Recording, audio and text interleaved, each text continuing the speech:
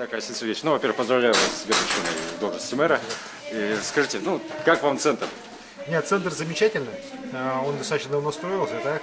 И замечательный с какой точки зрения? Не с точки зрения вот, архитектуры, местоположения и так далее, а с точки зрения того, что хозяева этого центра, люди социально ответственные, в хорошем понимании этого слова, они не просто сделали этот центр для каких-то своих бизнес-интересов, так, а они в том числе помогают жителям Сайсарского округа.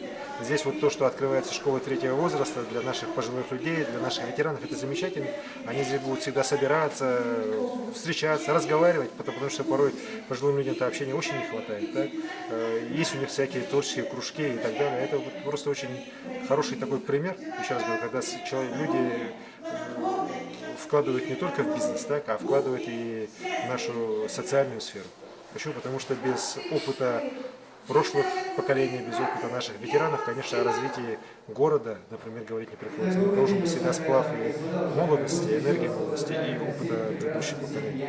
И вот сегодня я вижу, что нашим ветеранам очень все здесь нравится. Хорошо, спасибо большое. Спасибо.